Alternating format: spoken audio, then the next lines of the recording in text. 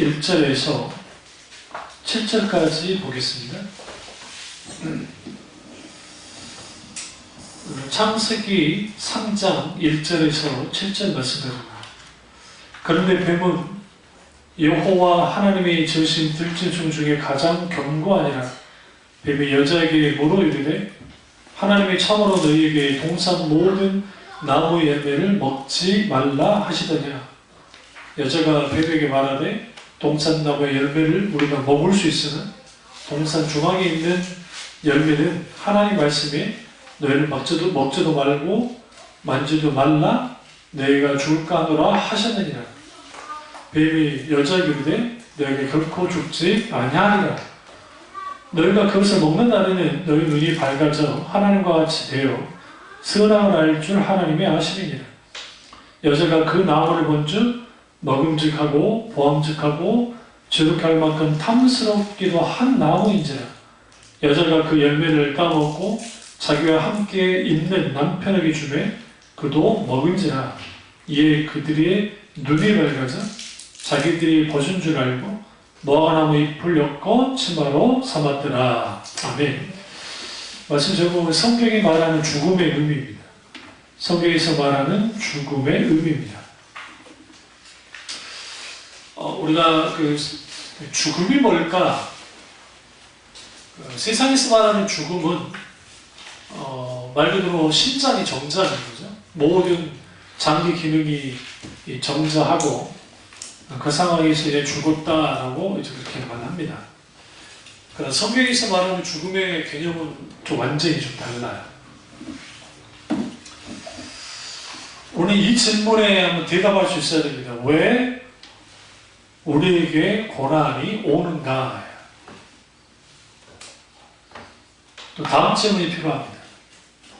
죽음 후에는 어떻게 되는가에 대한 질문이 우리에게 있게 됩니다.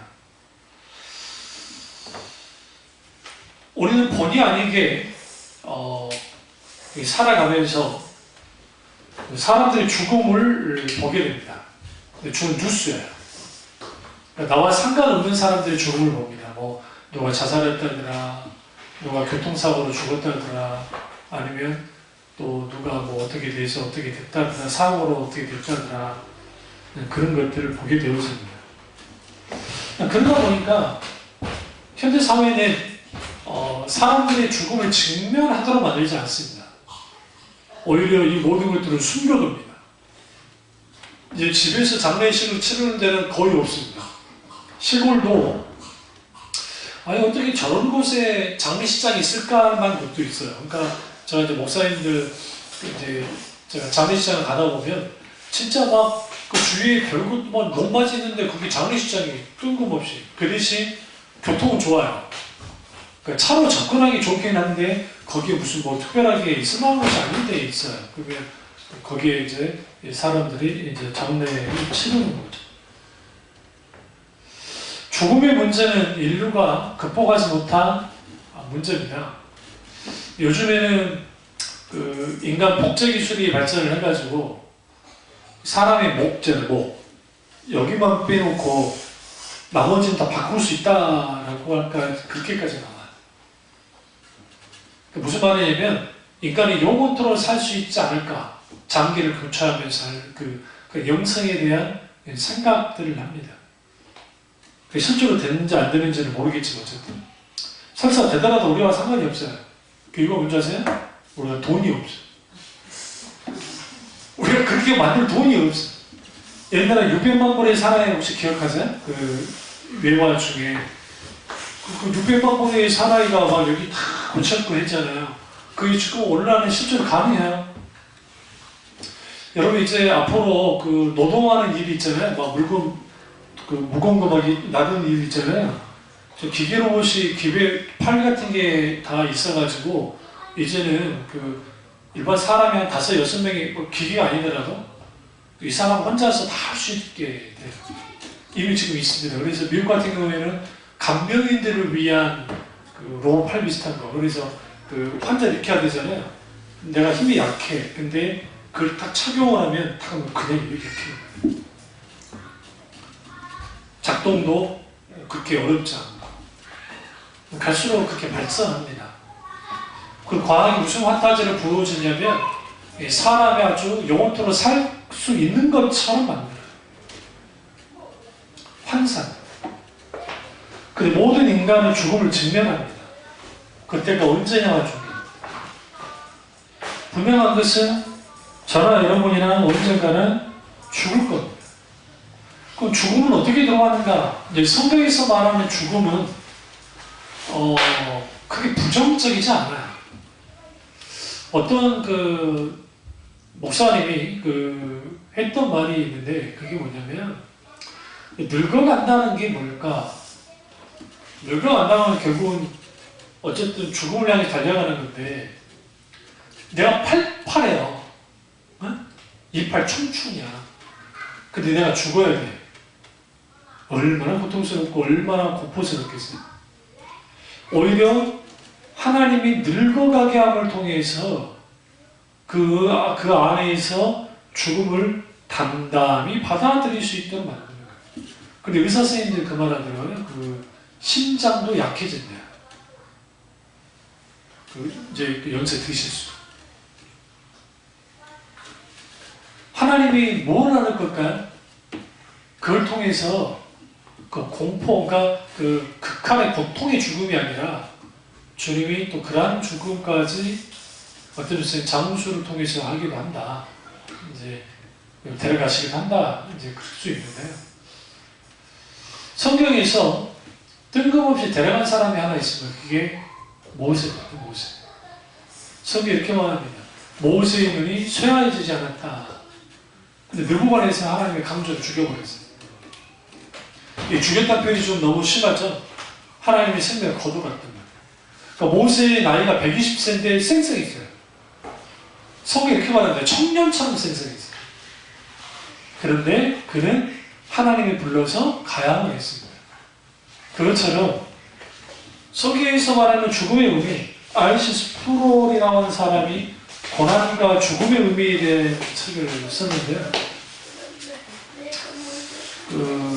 이번에 개혁주의 신학과 이제 관련된 분인데요. 리폼드 대학의 교수였고요. 근데 이제 그거예요. 고난과 죽음. 근데 여기서 중요한 게 신자는 믿음 안에서 죽는 것이 아주 중요하다는 거예요. 사후의 삶에 대해서 말할 때 다음에 제가 천국에 대한 소개를 할 텐데 예수님과 사후의 삶이었던 것이고 죽는 것도 유익하다고 했던 사도 바울의 선언, 그것이 단순히 영적인 죽음만을 말하는 게 아니라 실질적인 죽는 것도 유익하다고 할 만큼 크리스찬으로서 그가 그렇게 나옵니다. 그리고 천국이 어떤 곳인가에 대해서 그가 하고요. 죽음과 사후의 삶에 대한 질문과 답변을 이제 이분이 그렇게 이제 한 겁니다. 그래서 죽었다가 다시 살아나서 임사 체험하셨던 분들이 있거든요. 그러니까 내가 분명히 사망 신고했는데 다시 살아난 분들에 대한 어떤 그러한 재응답도 여기에 좀 잘 나와 있습니다. 그리고 이제 우리가 죽음의 의미를 좀 알아봐야 됩니다. 성경을 통해서. 메멘토 모리, 죽음을 기억하라라고 하는 라틴어 격언 중에 이것은 아주 중요한 겁니다. 왜 그러냐면 자기 자신의 죽음에 대해서 생각하며 사는 사람들은 오히려 생에 대해서 더 알차게 살아요. 진짜로. 그러니까 죽음을 향한 죽음 자체에 대한 인식과 때로는 왜 그 죽음이 있는지에 대해서 진짜 고민하지 않으면 사람들은 그 죽음이 회피하려고만 하죠. 맹모 삼천지구에 아시죠? 우리는 대부분 이렇게 들었잖아요. 초상집, 무덤 옆에서도 살고, 시장통에서도 살고, 막 그랬다잖아요. 그러니까 이제, 대부분이 이렇게 해석했어요. 대부분의 학교에서는, 좋은 교육 환경을 주기 위해서 맹자 엄마가 이사를 했다고 하는데, 지금 학설이 좀 달라졌어요. 어떻게 달라졌냐면, 일부러 그 엄마가 보게 만든 거예요. 너 시장터 가. 왈짝팬도 있고 막 속이는 사람도 있고 활기차게 살아요. 근데 그런 사람들을 보면서 네가 뭔가 느끼며 살아라는 거야. 그리고 난 다음에 이제 그 장의사 있는 그 죽음이 가까운 곳, 또 무덤이 있는 그런 곳에서 사는 거죠.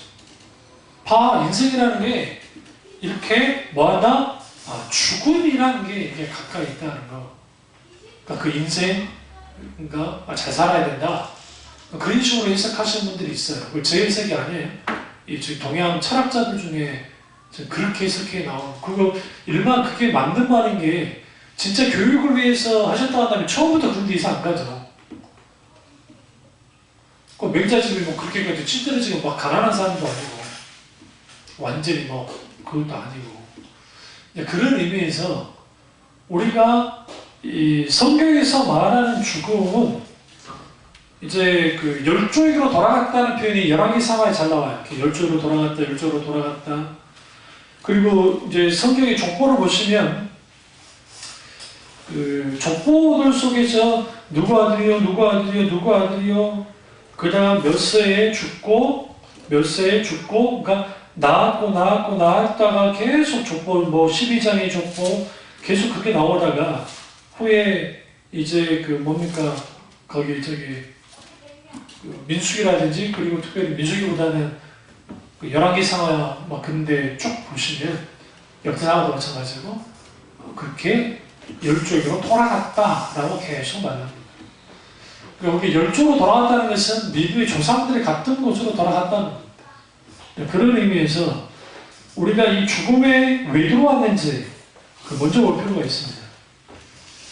여기서 우리는 사탄과 그리고 인간의 탐심 그리고 하나님 사이에서 각기 죽음을 보는 시각이 다르다는 것을 알 수 있습니다.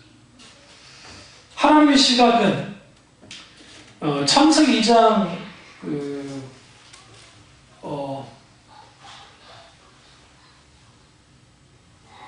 2장 17절에 보시면 선악을 알게 하는 나무의 열매는 먹지 말라. 내가 먹는 날에는 뭐가 난다고 했어요? 반드시 죽으리라 하십니다. 그러니까 반드시 죽는다는 것은 모두가 확실하게 죽는다는 거야. 선악을 따먹으면. 그러니까 하나님은 분명하게 선악과를 따먹으면 죽는다라고 분명하게 말씀하셨어요.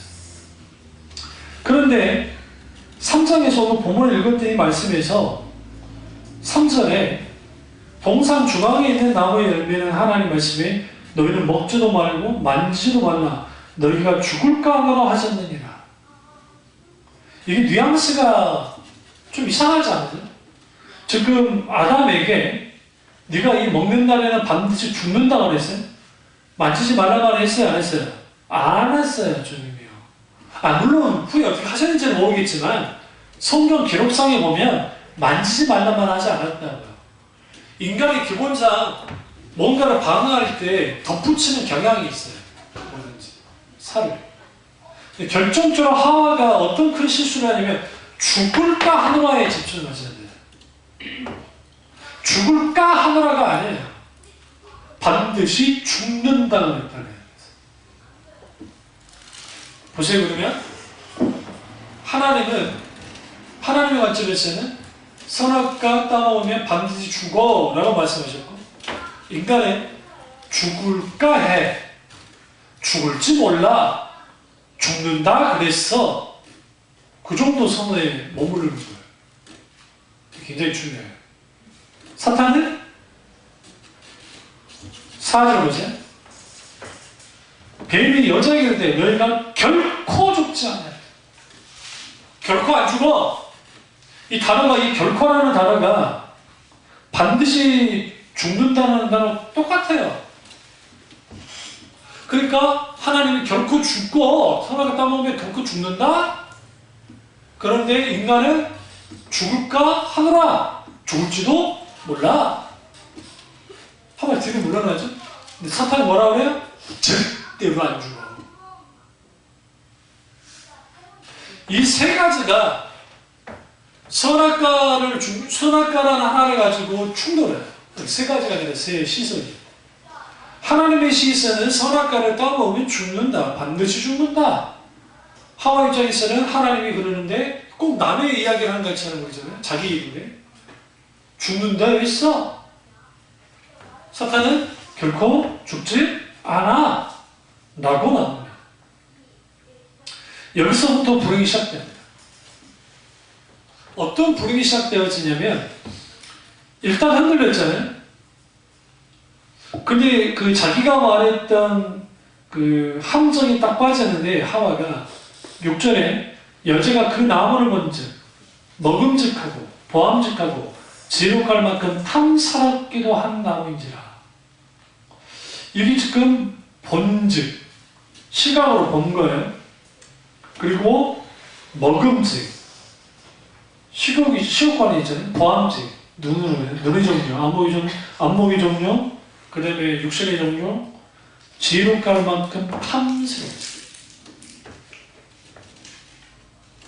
여자가 그 열매를 따먹어. 여러분 여기서 중요한 게 행동이 이거예요. 망설임이 없어요.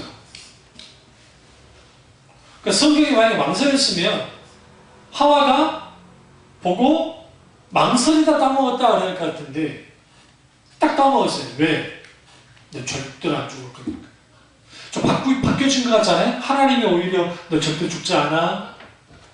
사탄이 오히려 너를 죽는 거야. 그럴 것 같은데 완전히 반대가 되어 있어요. 이것은 우리가 여기서 이제 아셔야 될 게 아담과 하와가 타락하기 전에 그러면 영생이 보장되어졌는가? 자동적으로 그렇지 않습니다. 아담과 하와가 처음 창조될 때에 그들이 영원한 존재로 창조된 게 아니에요. 만약에 영원한 존재로 창조됐다고 한다면 인간이 선악과를 따먹어도 영원해야 돼요. 그게 아니라 하나님이 아담과 하와를 창조하셨을 때는 하나님 안에 있을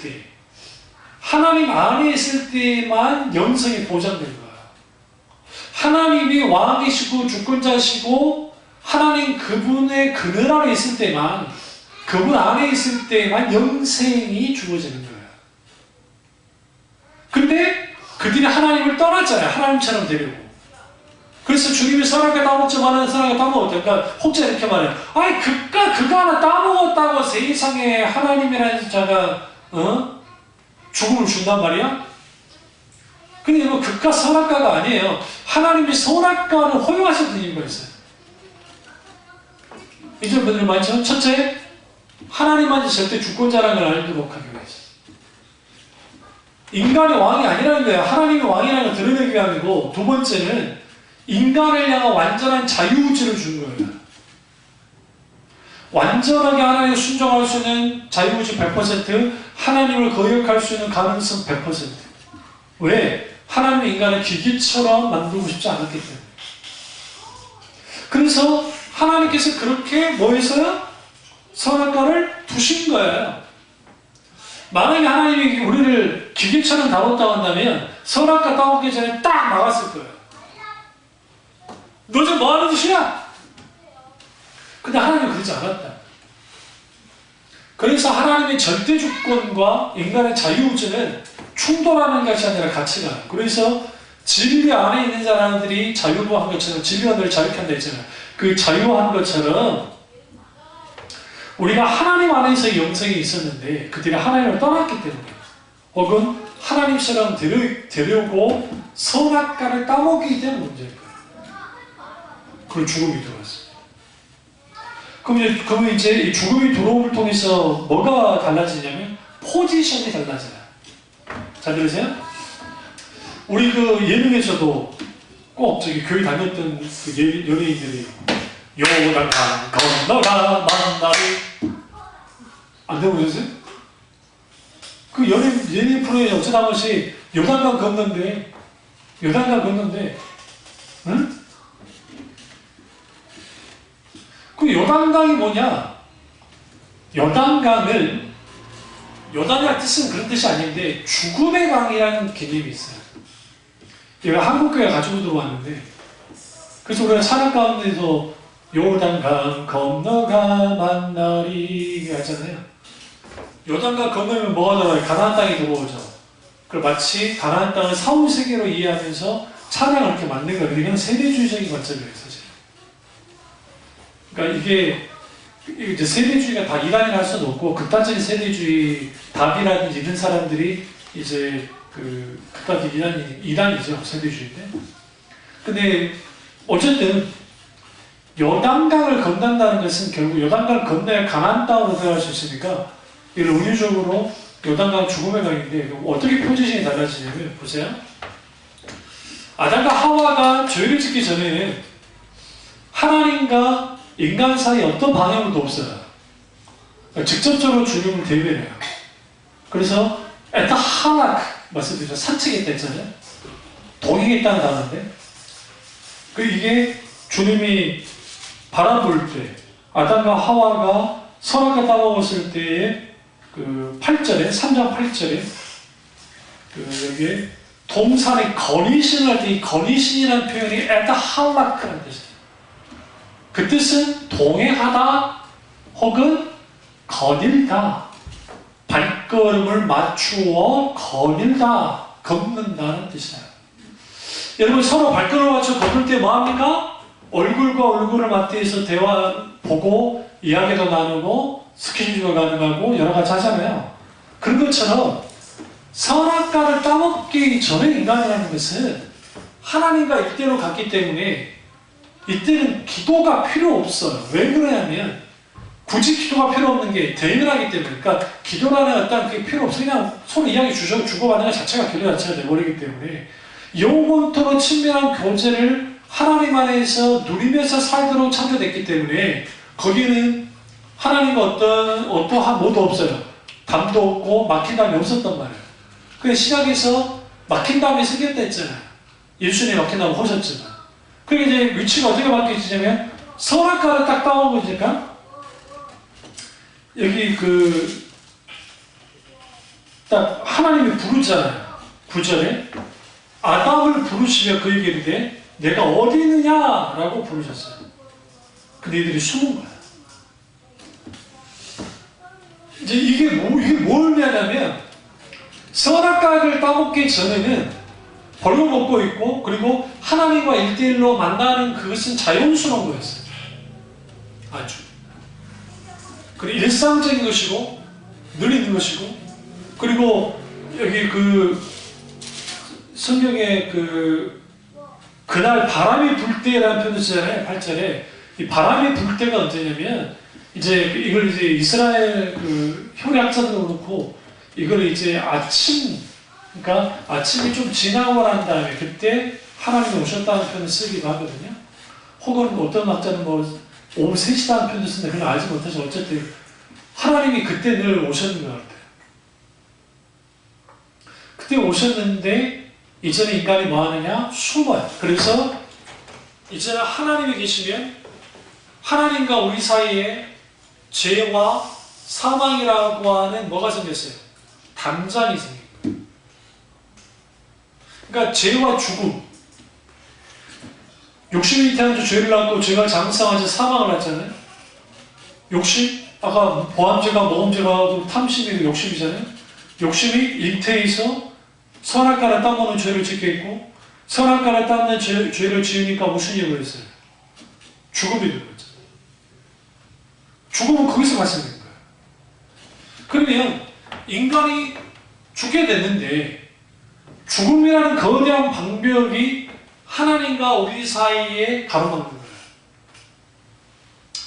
이게 왜 또 심각하냐면 모세 시대에 가서 모세 시대에 하나님이 임재하실 때, 하나님이 시나이 산에 임재하실 때 내가 거룩해 너희도 거룩해야 돼. 근데 너희가 거룩한 백성이 아니야. 그러니까 주인들은 물러나라. 그렇지 않으면 내가 너희를 뭐 할까 하더라?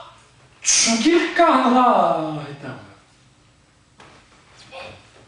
그러니까 우리가 하나님을 어떻게 생각해야 되냐면 하나님은 어떻게 표현할 수도 없는 분이에요. 너무 큰 광대. 근데 굳이 한마디로 표현하면 거룩하신 하나님이에요. 거룩이라는 그 단어 다 속에 완전하다, 순결하다, 이 모든 것은 다 들어있어요. 근데 그 거룩하신 하나님이기 때문에 거룩하신 하나님, 그 거룩하신 하나님을 선악과를 따먹기 전에, 죄를 짓기 전에는 인간은 거룩하신 하나님을 늘 대면하며 살았어요. 어떤 것도 없었다고. 그리고 그 하나님으로 말미암아 영원한 생명을 누렸더라고요. 하나님 때문에. 그래서 절대적인 우존하는 존재였어요. 근데 하나님으로부터 절대적인 우존을 팽개치고 나왔을 때, 하나님처럼 되어있을 때, 그때 무슨 일이 벌어졌어요? 하나님의 거룩하심 때문에. 그 거룩하심에 인간의 감히 가까이 나갈 수 있었어요? 못해요. 왜? 하나님은 그런 거예요. 왜? 죄가 들어왔기 때문에. 죄가 곧 죽음을 가져다 줬기 때문에 이 죄 문제가 해결되지 않으면 죽음의 문제가 해결되지 않아요. 그래서 2000년 전에 예수님이 이 땅에 오셔서 모든 인류의 죄를 구속하셨는데, 여기서 알아야 돼요.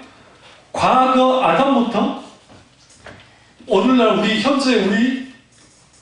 미래 예수님이 재림했을 때 마지막 남는 그 시대의 인류에 이르기까지 2000년 전에 오신 예수님이 십자가에 못 박혀서 모든 죄를 담당하시고 해결했어요. 그래서 우리가 개인적으로 예수 그리스도의 구속의 은혜가 함께 있게 되었으면 과거의 죄, 현재의 죄, 미래의 죄까지 용서를 받은 거예요. 근데 여기서 이제 여기까지는 구원파하고 크게 다를 바 없는 것처럼 느껴져요. 응? 근데 여기서 이제 구원파는 한 걸음 더 나아가서 이 과거의 죄, 현재의 죄, 미래의 죄를 예수님이 용서를 하시는데, 그런데 이걸로 다니는 게 아니라 죄 사함을 받게 하는 깨달음의 진리가 필요하다는 거예요. 중생할 때 기독교에서는 예수 그리스도 십자가의 놀라운 은혜 가운데 중생 체험하면, 십자가의 도가 우리 가운데 강력하게 말씀이 역사해서 십자가의 공로가 나의 공로가 되어지니까 우리는 과거 이제 현재 이제 미래 이제 용서받는데, 이 사람들은 또 다른 차원의 깨달음이 필요하는 거야. 그게 죄사함의 깨달음의 비밀이라는 거죠. 박국수나 그 사람들 주장하는. 그게 구원파 지들이 주장하는 그런 것들이에요. 그걸 통해서 돼야 이제는 과거, 현재, 미래의 죄가 다 용서받는다. 그러면서 이들이 한 가지 주장하는 게, 그 깨닫고 나면 더 이상 회개가 필요 없다고 주장하는 거예요. 왜? 이제는 내가 모든 죄를 용서받았으니까 지금 내가 짓고 있는 죄에 대해서는 굳이 회개할 필요가 없다. 그래서 뭘 폐기해요? 율법 폐기론까지 가는 거예요. 자기는 아니라고 할지 모르지만. 율법 폐기론까지. 좀 어려운 말입니다. 그러면 성경에서 말하는 죽음의 의미는, 잘 들으세요? 죽음의 시작은 하나님과 인간의 분리에서 난 거예요. 분리에서. 그 분리는 행동으로 하와가, 아담이 선악과를 따먹으면서 생긴 거예요. 분리돼서. 그리고 인간의 죽음은 육체와 영혼이 분리되는 거예요. 이게 기독교적 죽음이라고 해요. 세상에서는 심장이 멈춰야 되죠. 그래서 과거에 왕이 죽었을 때 어떻게 하나요? 솜 있죠, 솜. 아니면 깃털 있죠. 코에다 갖다 대는 거예요. 숨을 쉬나 안 쉬나. 그 오이가 지켜봐요. 그 왕 죽으면 무조건 오이는 귀한 거예요. 용족 때 오이는 얼마나 감사해요. 60몇 살까지 살아가지고. 그 오이 했다가 용족보다 더 빨리 죽는 오이가 있었을 거고, 어? 중간에 은퇴도 했을 거잖아요. 하필이면 오이 된 지 얼마 안 됐는데 죽어버렸는데, 그러면 이제 가야 돼요. 그래서 호준 선생님도 갔어요? 호준 선생님도 갔다 와요. 그 귀향을 갔었다고요. 그 귀향 가가지고 쓴 게 동의보감이에요. 그게. 근데 이 영혼과 육체가 이제 분리됐는데, 그러면 육체는 어떻게 되고, 그리고 영은 어떻게 되느냐 하는 거예요. 전도서 3장을 한번 보시죠.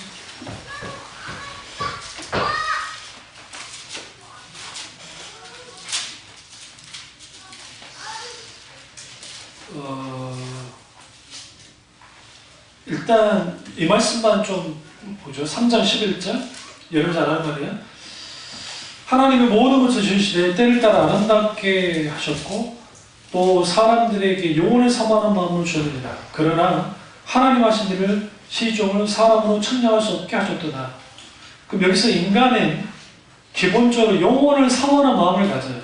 왜 영혼을 사모하는 마음을 갖냐면 인간이 창조될 때 영원하신 하나님으로 말미암아 뭐였기 때문에 창조됐기 때문에, 그리고 그 영원하신 하나님으로 말미암아 인간은 영원히 사는 존재였어요. 그래서 영혼을 사모하는 마음을 하나님이 주신 거예요. 그래서 여러분, 저도 그렇고 여러분도 그렇고 매일매일 살면서 나 언제 죽을지 몰라 그래서 사는 사람 없어요. 진짜 병원에서 저기 사유선고하지 않는 이상. 안 그럴까요? 마치 우리 영원히 살 것처럼 살잖아요. 안 그래요? 안 그러면 우리 어떻게 살겠어요? 가슴 떨려서. 이게 하나님이 그 마음을 줘서. 그러면 전도 3장 20절과 21절 보겠습니다. 다 흙으로 말미암았으므로 다 흙으로 돌아가나니 다 한 곳으로 가거니와 인생들의 혼은 위로 올라가고 짐승의 혼은 아래고 땅으로 내려가는 줄 누가 알랴 라고 했어요. 오늘 여기서 우리가 여기서 또 보세요. 3장 19절 전도서에 인생이 당한 일을 짐승도 당하나니 그들이 당한 일이 일반이라 다 동일한 호흡이 있어.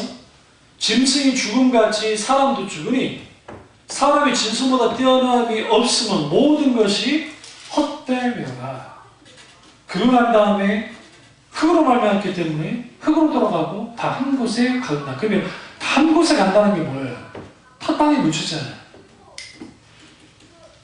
아니 요즘 뭐 봉안당 하긴 하지만, 근데 여기서 이제 인생의 혼할 때 이 혼은 우리가 생각하는 혼이라 생각하면 영혼이에요. 영혼. 인간의 영혼은 위로 올라가. 그래서 낙원에 이르는 거예요. 낙원과 천국을 같은 개념으로 보기도 하지만 굳이 구분할 필요도 있어요. 왜 그러냐면 연옥은 없어요. 그런 말씀입니다. 연옥이라는 건 존재하지 않아요. 절대. 연옥은 어떤 문제가 있죠? 여기 천국이 있고 지옥이 있으면 그 가운데 있는 게 연옥이에요. 그러니까 지옥에도 발을 들여다 놓고 천국에도 발을 들여놓는 중간 상태. 이게 연옥이에요. 이건 아니고 이 세상에 있으면 예수 믿다 죽으면 천국, 이 낙원이 있고 우리는 천국이 있다고 생각해요. 그리고 여기 이쪽은 음부가 있고 지옥이 있다고 생각한다고요. 음부하고 지옥은 동일한 의미다. 그걸 볼 수 있는 성경이 그렇게 나타나니까 천국과 낙원도 그렇게 동일한 의미라고 보긴 하는데, 다만 이게 좀 어려운 이유가 예수님이 그 말하는 거예요. 나 외에 어느 누구도 하나님 나라에 가지 않았다고 말씀하셨어요. 왜냐하면 성경 자세히 보세요. 그리고 내가 너희를 위해서 처소를 예비하라고 한다 했잖아요. 처소를 예비하라고 한다 하면서 그 천국에 대한 말을 하거든요. 예수님이. 그랬을 때에 그럼 아브라함은 어디 있고 모세와 다윗과 그 사람들은 어디에 있다는 것인가? 그래 당연히 성경을 정확하게 표현해 주지는 않지만 많은 신학자들이 그래서 낙원이 천국으로 가기 직전에 일종의 하나의 그 정거장 비슷하게 있을 것이다 라고 보는 거예요. 음부는 왜 그러냐면 지옥 있죠. 지옥. 이제 무절경에 사탄부터 시작해서 죄와 사망으로 다 불못에 던져버리는 하나님이에요. 그러니까 죄와 죽음 이 모든 것들을 계시록에 보면 불못에 던져버리는 그 마지막 형벌 장소가 지옥이에요. 여기서 우리가 좀 오해하지 말아야 될 게, 그러면 지옥은 누가 그러면 형벌을 받느냐? 우리 그 사천왕 있죠. 사천왕. 쌍계산에 큰 절감에 다 사천왕들이 있어요. 이게 다 원래 악귀들인데 부처가 교화시켜서 이제 거기 지키는 수문장 역할을 하는 존재들이에요. 근데 그들이 막 사람을 막 밟고 있기도 하고 막 그러잖아요. 막 염라대왕. 사탄이 마찬가지 그린 걸로 생각하면 착각이에요. 사실 지옥은 누구를 위해서 만들었냐면 사탄을 위해서 만들었어요. 사탄 형벌장소. 그래서 그 사탄은 결국 마지막 형벌장소인 지옥에 떨어지게 돼 있어요. 근데 모든 불신자들, 예수 믿지 않은 모든 사람들이 지옥 형벌에 들어가게 돼 있어요. 그러니까 죽음이라는 문제는, 그 죽음이라는 것은 단순히 육체적인 죽음만을 말하는 게 아니에요. 죽으면 기회가 없어져요. 구원의 기회가. 이 땅에 살아있을 때만 구원의 기회가 있어요. 근데 이제 그 성경에 난의 구절이 있는데, 한번 가보시죠. 여러분이 좀 그것까지 알아야 이단들이 또 판을 치니까. 베드로 후서를 가보세요. 베드로 후서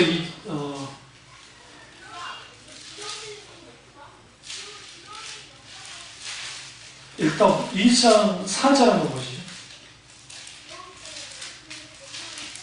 하나님이 범죄한 천사들을 용서하지 아니하시고 지옥에 던져 어두운 구덩이에 두어 심판대가 지키게 하셨으며 옛 세상을 용서하지 아니하시고 오직 의를 전파하는 노아와 일곱 식구를 보존하시고 경건하지 아니한 자들의 세상에서 홍수를 내리게 하시며, 이게 쭉 나오잖아요. 그러니까 범죄한 천사들이 누굽니까? 당연히 타락한 천사들, 사탄, 그 귀신들이잖아요. 그를 지옥에 던져 온 구덩이에 두어 심판 때까지 지키게 하셨다는 거죠. 근데 이제 여기서 우리가 좀 볼게, 노아와 그 일곱 식구를 보존하시고 경건하지 않은 자는 홍수를 내렸다, 이게 쭉 나와요. 하면서 난의 구절이 이제 나오는데,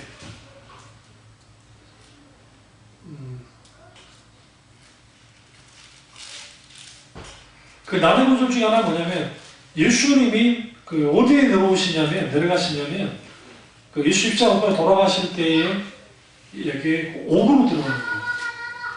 그러니까 예수님 돌아가시고 3일만 부활하셨죠. 그 중간에 주님이 어디로 들어오시냐면, 제가 아마 베드로서 풀어서 맞는데, 어쨌든 그 구절을 못 찾겠네. 다음에 제가 해드릴게요. 그러니까 주님이 오셔서 거기에서 이제 말씀하시는 거예요. 그러니까 이걸 이해한 데는 그때 죽었던 영혼, 그러니까 노아 홍수 때 죽었던 영혼들을 구원하기 위해서 내려갔다, 그렇게 해석한 분이 있는데 잘못된 거고요. 그게 아니라 예수님이 이제 예수님이 승리하셨음을 선포하고 선언하는 사건으로서 이제 예수님이 내려가신 겁니다. 그게 이제 성경에 이렇게 나와요. 이게 좀 난해 구절인데, 어쨌든 일단 제가 다음에 찾아가지고 다시 한번 제가 이 부분만 다뤄드릴게요. 그것도 중요한데, 그러면 이제 이거예요. 베드로후서 3장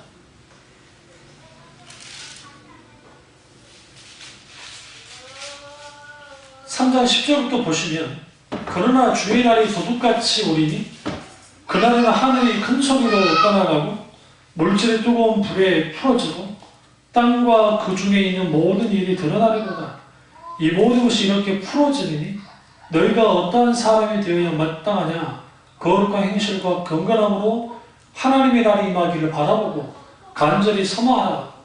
그날에 하늘이 불타 풀어지고 물질이 뜨거운 불에 녹아지려니와 우리는 그의 약속들은 의가 있는 곳이 새하늘과 새 땅을 바라보도다.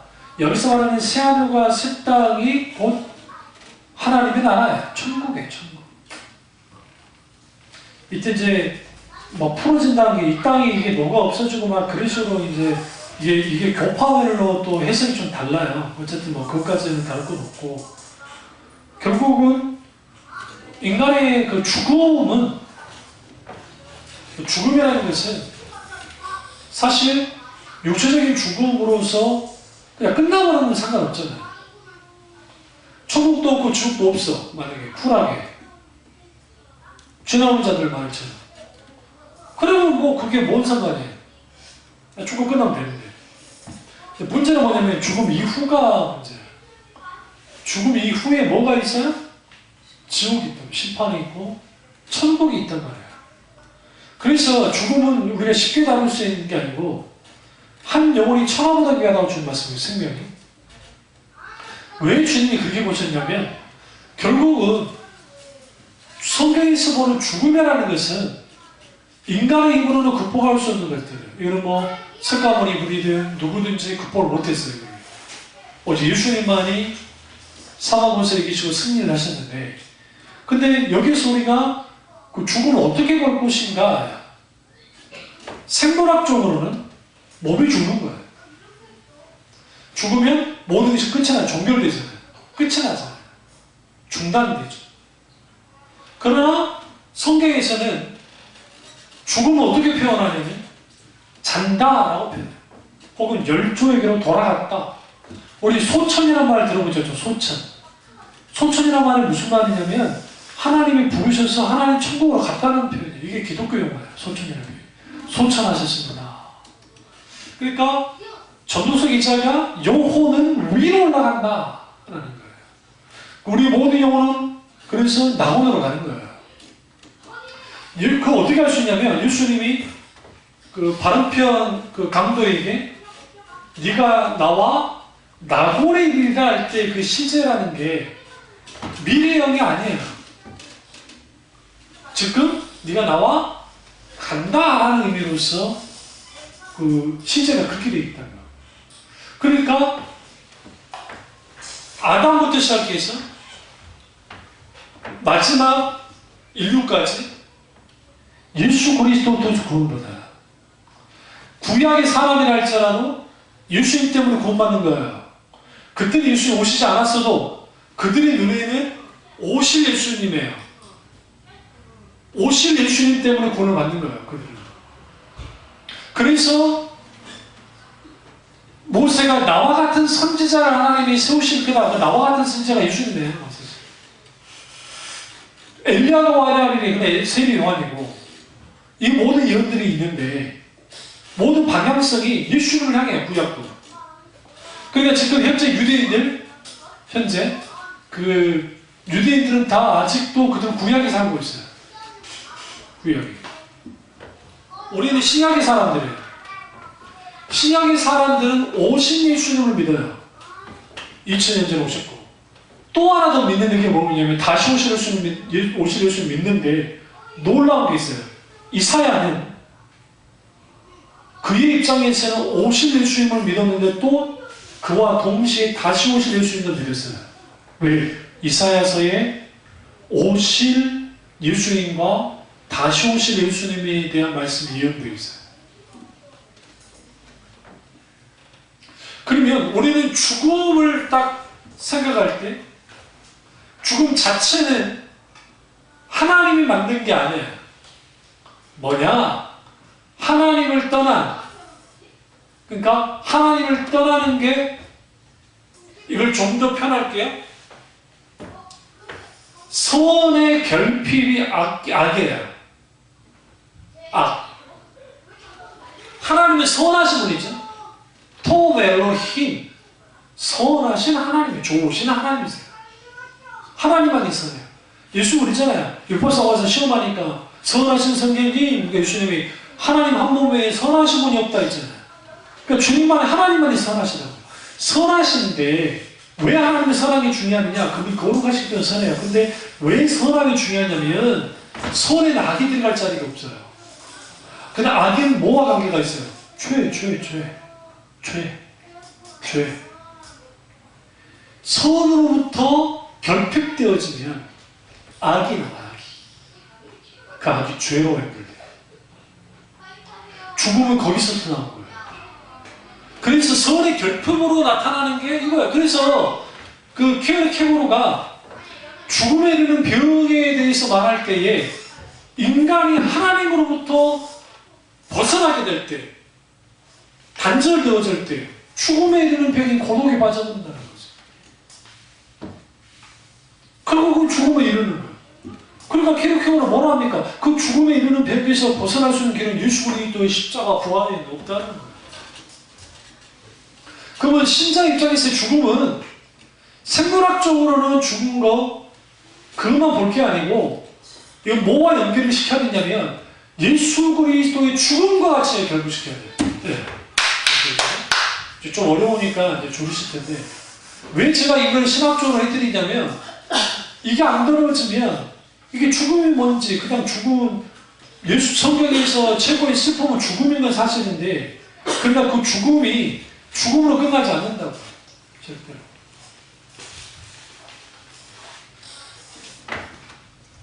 한번 그 사랑과 새 땅의 특징을 한번 봐보시죠. 계시록 가보세요.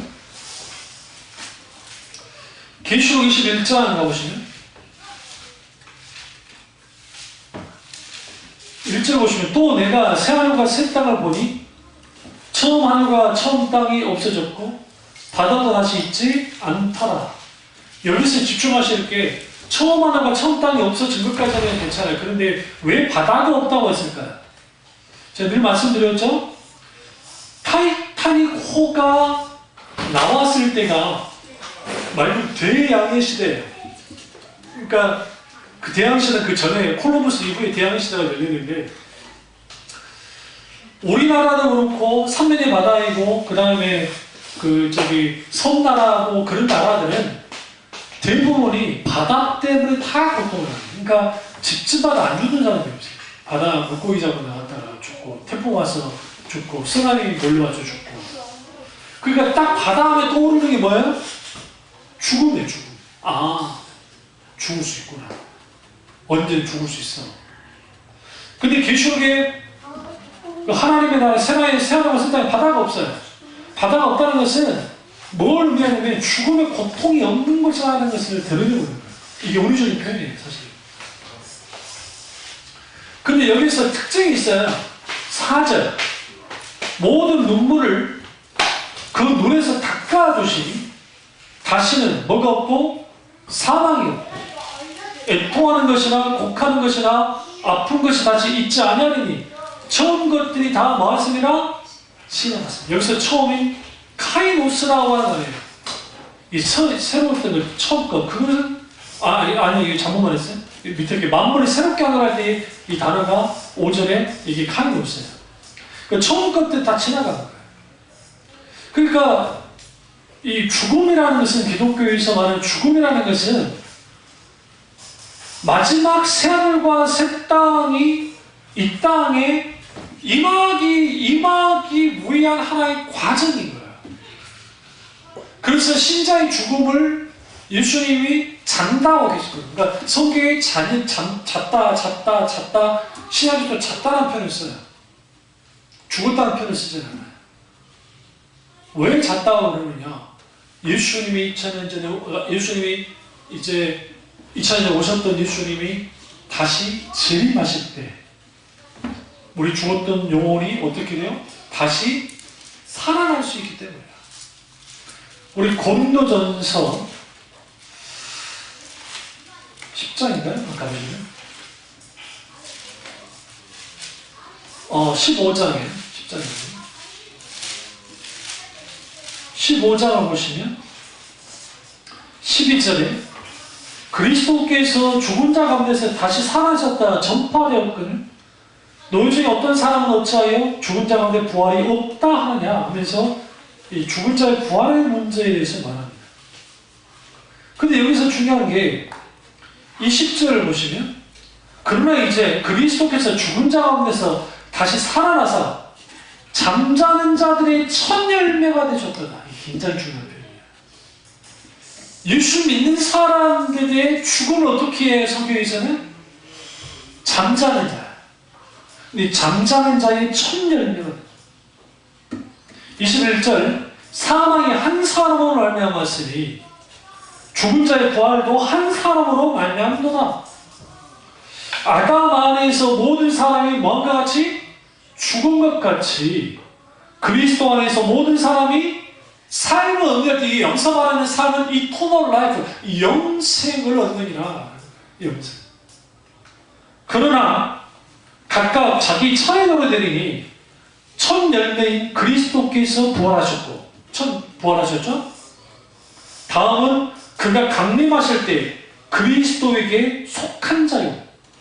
여기서 그리스도께 속한 자는 이제 여기서 나오는데 이제 성경 그 부활과 부활장 쭉 보시면 어떻게 부활이 이제 되어지냐면 예수님이 재림하시잖아요. 재림하시면 예수님을 믿고 하나님을 믿고 죽은 자들이 이제 아담부터 시작해서 예수님 믿고 죽은 자들이 부활해요.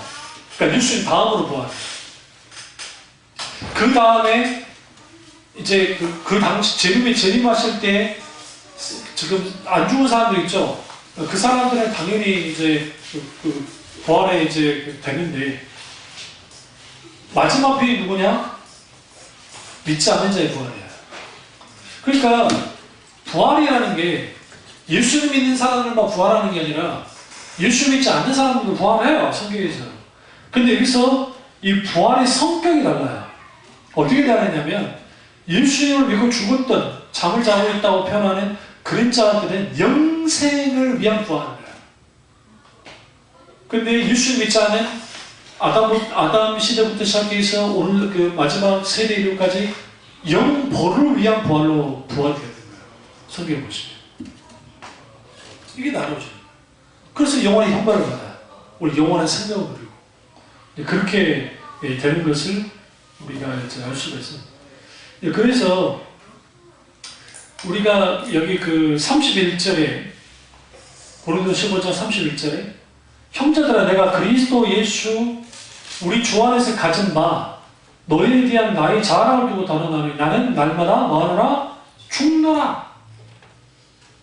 여기서 날마다 죽는다는 표현은 진짜 날마다 자살해 죽는다 그런 표현이 아니라 그게 아니라 우리가 예수 그리스도 안에서 날마다 죽는 삶을 사는 거야. 그래서 우리 교육주의 신학 목회자들이 그래서 하루를 어떻게 살 것인가 할 때에 내가 잠을 자요, 저녁에.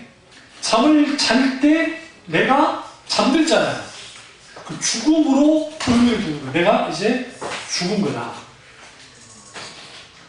근데 새벽에, 아침에 일어나죠. 부활하는 거야. 다시 말하면 신자는 하루하루의 삶 속에 날마다 죽는 삶을 사는 거예요. 사도 바울의 말씀입니다. 하루하루.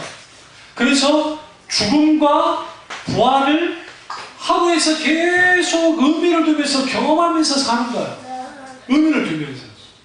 그래서 내가 자면서 내가 내 영혼을 주님께 맡기고 주께 영광을 드리면서 자고 깨어났을 때는 내가 주님이 나를 다시 다시 살아나게 하신 것처럼 감사하면서 하루를 시작하는 거예요. 그렇게 되어지면 소위 말하는 하루하루의 삶이 죽음과 부활이라고 하는 일종의 신앙 고백과 신앙 의미를 가지고 하루하루를 살아가기 시작하면 사도 바울이 말했던 날마다 죽노라고 하는 옛 자아를 쳐서 복종시키는 그런 그 삶이 가능하고 그리고 이 42절에 보면 죽은 자의 부활도 그와 같으니 썩을 것으로 심고 썩지 않을 것으로 다시 살아나며 43절에 뒤에도 다시 살아나며 그리고 계속 이렇게 나와요. 그러다가 45절에 첫 사람 아담은 생명이 되었다는가 같이 마지막 아담은 살려주는 영이 되었나니 여기서 첫 아담은 생명이 되었다라는 표현이 living soul이 됐다라는 거예요. 영어로 살아있는 그러니까 숨쉬는 존재됐다. 살아있는 존재 산 존재다. 근데 살려주는 영이 됐다는 영어로는 life spirit이라고 되어 있어요. 이게 뭐냐면 실질적으로 예수님을 살려주는 영이 되는 거예요.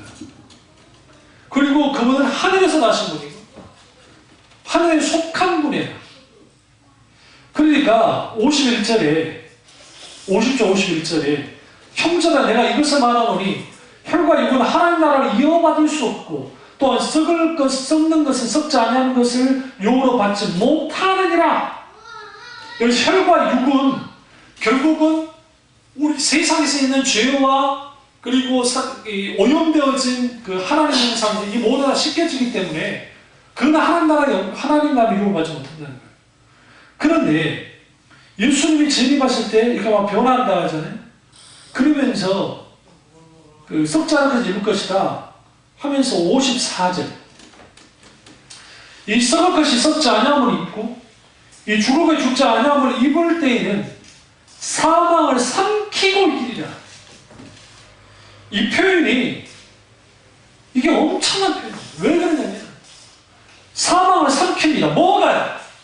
예수 그리스도의 십자가의 능력이, 부활의 능력이 사망을 삼켜버립니다.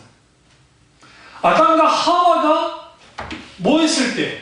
타락했을 때, 선악과를 따먹었을 때 누가 삼켰어요? 사망이 삼켰잖아요. 죽음이 들어왔게 돼. 죽음이 들어왔게 돼. 근데 그거 아세요?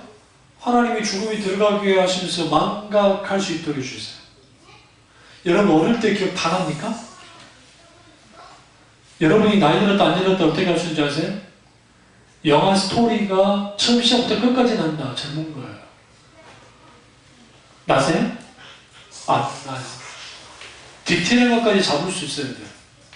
저도 생각해보면 어렸을 때 주말의 명화, 토요명화 같은 데 보면 그 처음 보자는 그 스토리가 다 머릿속에 그려져요. 그냥 이해가 돼요. 지금은요, 봤던 영화도 기억이 안 나요. 잘. 그냥 중요한 장면만 기억이 나죠. 하나님의 망각까지 준 거. 근데 여기서 이제 사망을 어떻게 증명하는가, 죽음을 어떻게 정의하는가. 55절 보세요. 아, 이거 정말 보세요. 사망아, 너희 승리가 어디 있느냐? 사망아, 내가 쏘는 것이 어디 있느냐? 사망이 쏘는 것은 뭐요? 죄요. 죄의 권능은 율법이라. 우리 주 예수 그리스도로 말미암아 우리에게 승리 주신 하나님께 감사하오니 그러므로 너희 형제들아 견실하면 첫 번째, 두 번째 흔들리지 말고 세 번째 항상 주의 일에 더욱 힘쓰는 자들이 되라. 이는 너희 수고가 주 안에서 헛되지 않은 줄 압니다. 인류 역사상 죽음의 참가들이 있었어요. 사회 참여라는 거 있던 것처럼. 그런데 죽음을 향해서 이렇게 조롱하는 사람이 없습니다. 누구 왜? 사도 바울. 왜 사도 바울이 이런 줄 아세요? 더 이상 죽음은 문제가 되지 않았어요. 초대교회 성도들에게. 왜? 예수 그리스도의 부활의 영광이 있기 때문에. 그래서 우리 뭘 붙잡으셔야 되냐면 우리가 나이가 들어가고 언젠가는 우리가 하늘나라에 가야 되는데 두 가지 큰 소망을 가져야 됩니다. 하나는 부활, 나이 부활. 내가 개인적인 종말은 하지만 내가 부활할 것과 또 하나는 내가 하나님 나라 세상을 갔을 땅을 유업으로 받는다는 거예요. 이 두 가지 신앙이 확고하게 세워있지 않으면 우리 죽음 앞에 있었을 때 똑같이 두려울 수밖에 없어요. 왜? 그걸로 끝나는 거예요. 왜? 불안하니까, 두려워. 그래서 예수 그리스도의 부활과 우리가 유업으로 받을 새하늘과 새 땅이라고 하는 영원한 이러한 하나님의 나라에 대한 이런 갈망함과 실질적인 유업으로 받음이 내게 분명히 있다고 한다면 이전에 사도 바울이 나는 날마다 죽노라는 것처럼 내가 잘 때에는 마치 죽는 것처럼 잠들고 내가 깰 때에는 다시 부활하는 것처럼 깨는 거예요. 그리고 하나님 또 뭡니까? 감사와 영광을 드려야 돼요. 다음에 제가 좀 더 시간이 나면 이제 그 죽음을 더 깊이 이제 그 성경에 나오는 하나님의 사람들의 죽음의 장면들을 한번 제가 보여드리겠습니다. 왜냐하면 성경에 나오는 하나님의 사람들의 죽음의 장면들을 보시면 절대로 외롭지 않아요. 그 이유가 있어요. 이유가 뭐예요? 하나님이 함께해요. 하나님이 멋지게 함께해 주세요. 야곱의 인종, 요셉의 인종, 모세의 임종은 가려져 있습니다. 그렇다 치고. 그리고 다윗의 임종. 보세요. 그 임종. 슬프긴 해요. 아프긴 해요. 옛날 과거 목사님들은 장례식장에서 그 울지 말라고 그랬어요. 천국 가는데 왜 울어? 뭐 하는 짓이야? 그리고 혼내는 목사님도 있었다는 거예요. 그건 잘못된 거예요. 슬픈 거지. 예수님이 나사로가 죽었을 때 그때 우셨잖아요. 그럼 예수님도 혼나야 되겠네? 그렇게 따지면 슬픈 건 슬픈 거예요. 그러나 과도하면 안 돼요. 왜 그러냐면 결국 하나님 나라가 산업과 새 땅이 우리 가운데 주어지니까. 그럼 제가 왜 죽음이라는 소리를 하느냐? 죽음 준비하라고 그런 거냐? 그거 아니에요. 그게 아니라 마땅히 신자는 메멘토 모리, 기억을, 죽음을 생각해야 돼요. 죽음을 묵상하는 사람들이에요. 왜냐하면 기독신앙은 철장이 예수님의 죽음으로 시작됐어요. 예, 그 죽음으로 사망 권세가 끊어졌잖아요. 예수님 입장에 돌아가셨기 때문에 부활이 있었던 거죠. 모든 것은 결국은 십자가로 다 향해요. 예수 그리스도의 십자가로 다 향해요. 모든. 그래서 실질적인 이 모든 뭡니까? 이 인류 역사의 모든 것들, 인류의 모든 것들은 예수 그리스도께 집중할 수밖에 없어요. 진정한 믿음의 승리를 가지시고 힘들고 어렵더라도 어떤 상황이라도 하나님의 은혜 가운데 넉넉히 승리하시기를 주님으로 축원합니다. 기도하겠습니다. 그 다시 이 말씀이 나의 말씀